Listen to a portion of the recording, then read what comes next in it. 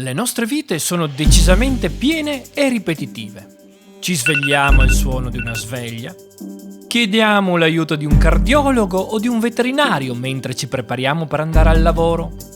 Lavoriamo davanti una scatola LED per 8 lunghissime ore. Sempre per strada, avanti e indietro. Andiamo a fare un po' di spesa, mettiamo un po' a posto casa, ci godiamo un po' i nostri figli, ma arriva un certo momento in cui tutti diciamo basta e ci barrichiamo in bagno facendo quello che ogni uomo sente il bisogno di fare.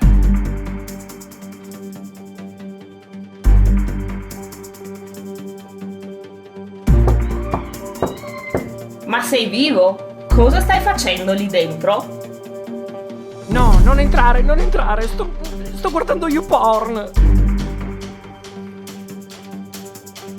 Cosa stai facendo? Ma non ti vergogni alla tua età?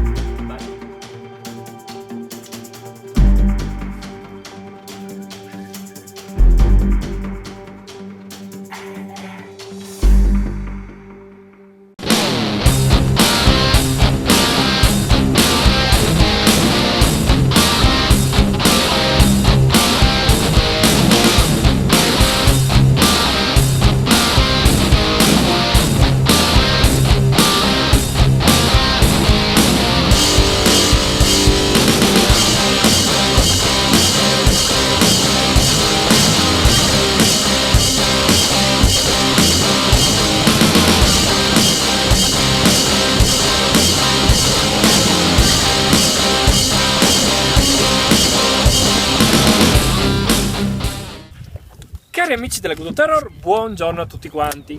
Non stiamo preparando un intervento per Marche, ma finalmente è arrivato il bel tempo, è arrivato il sole, sono arrivati i pesci e finalmente usciamo a sgombri, e ci voleva. Speriamo di non aggiungere l'ennesimo capo alla nostra collezione cappotti primavera-estate 2015 e cominciamo con la parte più fastidiosa della pesca allo sgombro, ovvero la preparazione delle esche, la sbruma e le esche. Per cui adesso ci prendiamo un po' di tempo per prendere i nostri 3-4 kg di sarde e cominciamo a tagliare di brutto. Dai! A lei. Grazie. Sono freschissime, ma sai che quasi quasi se capottiamo potremmo mangiarcele. Cosa sta facendo il buon Marche? Sta tagliando le sarde. Sarde che tagliamo come? La parte centrale la useremo per fare 2 filetti da innesco, mentre tutte le teste e tutte le code le terremo per pastura, che caleremo in acqua con un pasturatore che poi vi faremo vedere ogni 5-10 minuti. La bravura sta proprio nel fatto di mantenere gli sgombri sotto la barca, quindi se noi siamo costanti con la pasturazione e anche fortunati, gli sgombri staranno sicuramente sotto, altrimenti lo sgombro va e viene, quindi sì, la pescata può prendere una piega un attimino diversa. Visto il grande successo della nostra rubrica Bisiacco for Dummies, ecco qua un nuovo termine da aggiungere al vostro vocabolario. Bravo Marche, vedete? Questo in bisiacco è la britola e con questa tagliamo le sarde. O Marche.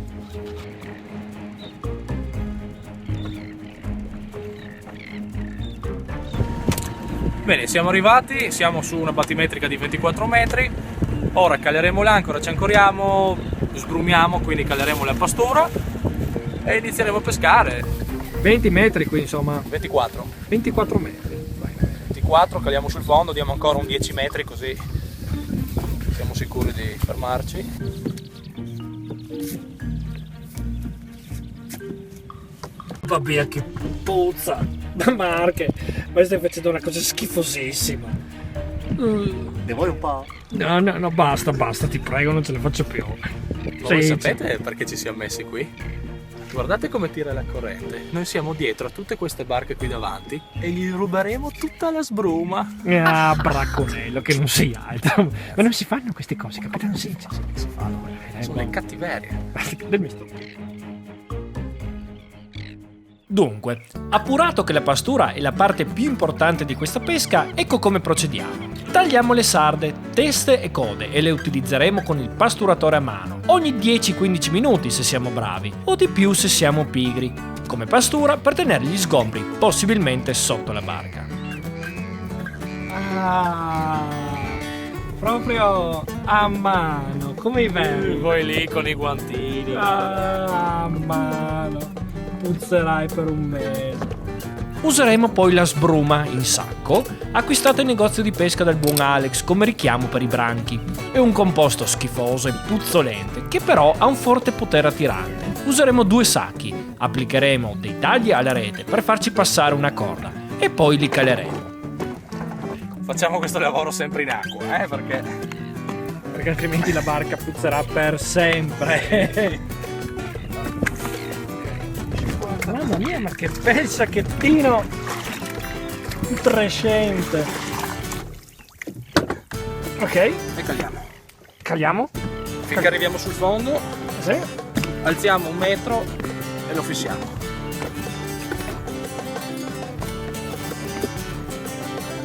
Shark Drift. Per i più cattivi. Ma noi dobbiamo prendere gli sgombri, non gli squali. Chissà. Bene, ora non ci resta che sperare che quanto di schifoso e puzzolente abbiamo fatto sia stato utile e iniziamo di buona lena a preparare canne e lenze. Neanche il tempo di calare le prime esche ed ecco che subito iniziano le danze. Come sempre, prima dell'arrivo degli sgombri, saremo presi di mira da una miriade di merlani, che noi chiamiamo anche moli, i quali ci accompagneranno per un bel po'. Stranamente, la prima cattura è firmata Marche. Che dire, non ci credeva nessuno, probabilmente neanche lui.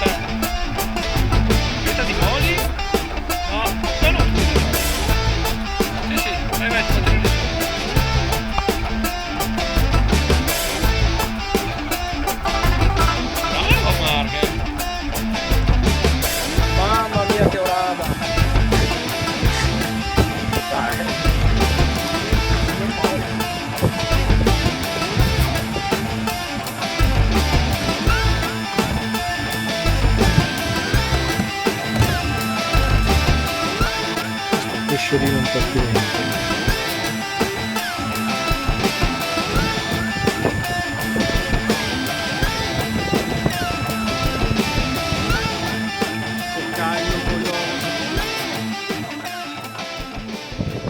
Finalmente! Ce l'ho fatta anch'io forse, adesso non so cos'è.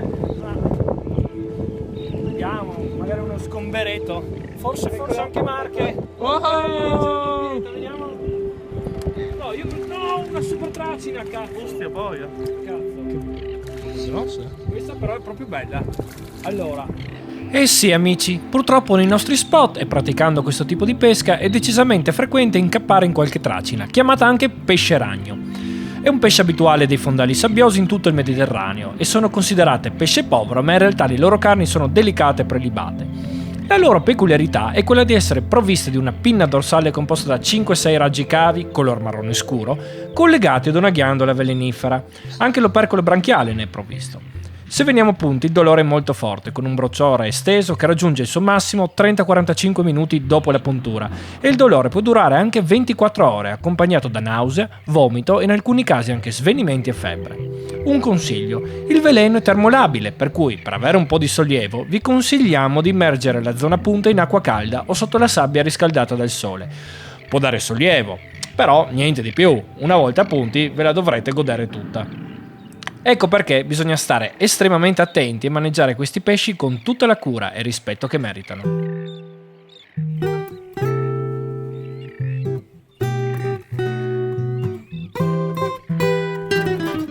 Niente da fare, è passato un bel po' e qua si continuano a prendere solo moli e qualche tracina.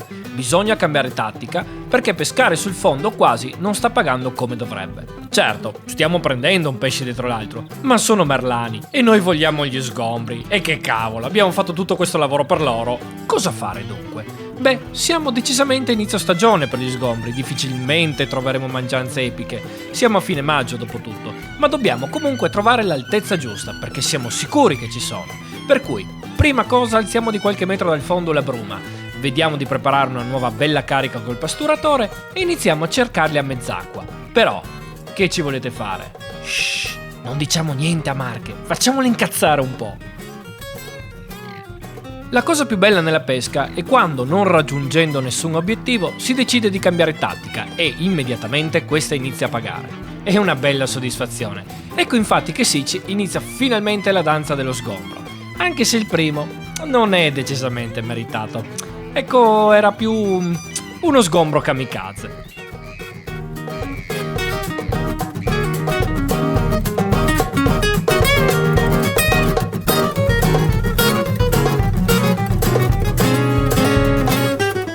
Ecco, da questo momento in poi finalmente possiamo dire di aver trovato il bandolo della matassa e infatti iniziamo a prendere uno sgombro dopo l'altro.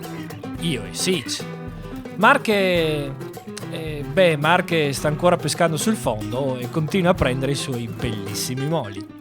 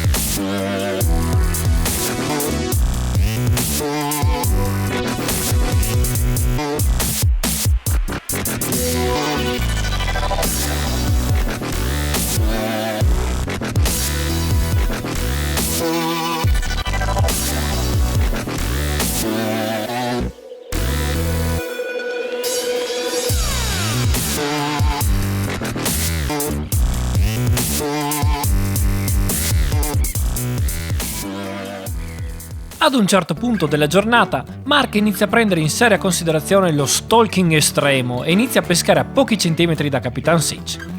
Come pensate sia andata? Ovvio, Sitch ha continuato a prendere gli sgombri e Mark ha dovuto accontentarsi di qualche molo suicida. Io invece ero stufo di puzzare di sarda e ho deciso di optare per una tecnica più raffinata e pulita. Voglio provare i sabiki. Sono troppo curioso, ne ho sempre sentito parlare, ma non li ho mai provati. Non so nemmeno che movimento fare e alla fin fine opto per una tecnica simile ai tataki. Ovviamente mi tengo ben staccato dal fondo e infatti, anche con i sabiki, ecco arrivare nuove catture di sgombro.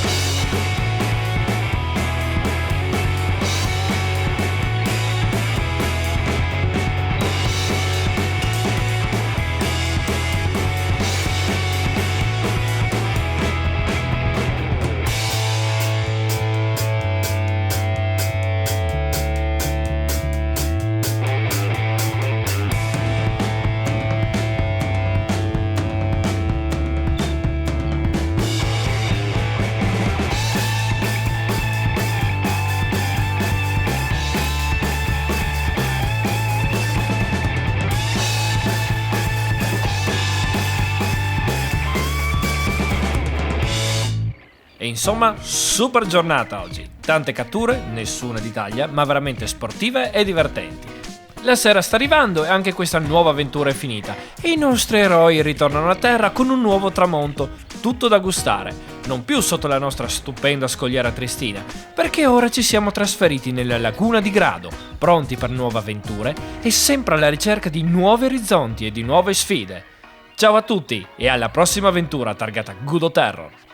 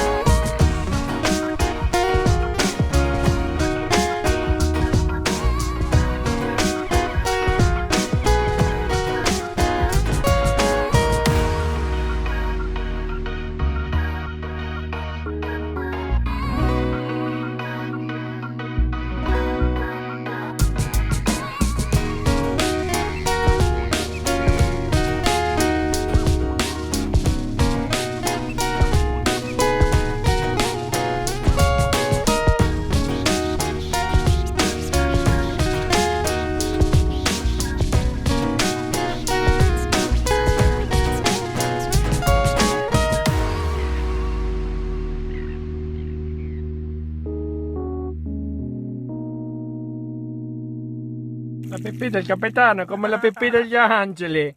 È santa!